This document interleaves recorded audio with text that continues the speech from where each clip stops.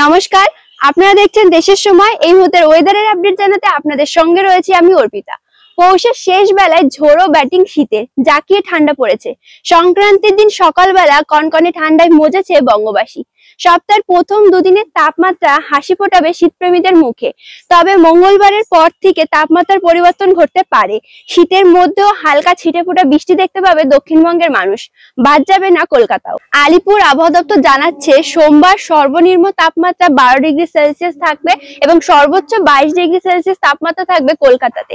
মঙ্গলবার দিনে একই রকম তাপমাত্রা থাকবে। বুধবারের পর থেকে তাপমাত্রার পারদ বাড়তে পারে, সর্বোচ্চ 15 ডিগ্রি থেকে 17 ডিগ্রি সেলসিয়াস তাপমাত্রা থাকবে এবং শীতের বৃষ্টি হওয়ার সম্ভাবনাও রয়েছে। রাজ্যের পশ্চিমের জেলায় শৈত্যপ্রবাহ চলবে। পুরুলিয়া সহ পশ্চিমের কিছু অংশে শৈত্যপ্রবাহ আজও। উত্তরবঙ্গে ঘন কুয়াশার দাপট। দার্জিলিং, জলপাইগুড়ি, কোচবিহার, উত্তর ও দক্ষিণ দিনাজপুর এবং মালদাতে ঘন কুয়াশার সতর্কতা রয়েছে।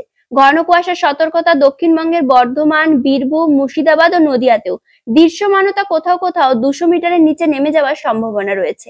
রাজ্যের বাকি জেলাতেও হালকা থেকে মাঝারি কুয়াশার সতর্কতা। দৃশ্যমানতা 500 মিটারের থেকে নেমে যাওয়ার আশঙ্কা রয়েছে।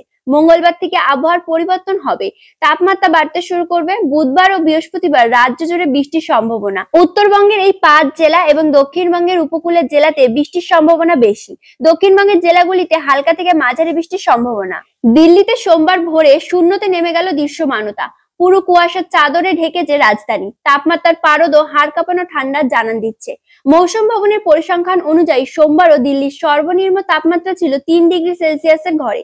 এদিকে মকর সংক্রান্তির ভোরে ঘন কুয়াশা আর তার জেরে ব্যাহত বিমান, রেল, সড়ক ও জলযান যোগাযোগ ব্যবস্থা। ফলে একদিকে যেমন কলকাতা বিমানবন্দরে উড়ান ওঠানামা থমকে রয়েছে, তেমনি বন্ধ গঙ্গাসাগরমুখী বাস ও ভেসেল যাত্রাও রয়েছে। ধীরে চলছে ট্রেনও। এর ফলে সমস্যায় পড়তে হচ্ছে যাত্রীদের। একদিকে শৈত্যপ্রবাহ, অন্যদিকে ঘন কুয়াশার সতর্কতা। তবে ধীরে ধীরে তাপমাত্রা বাড়তে থাকবে এবং শীতের দাপটও কমবে। আগামী 24 ঘন্টায় দার্জিলিং এও বৃষ্টিপাতের সম্ভাবনা রয়েছে।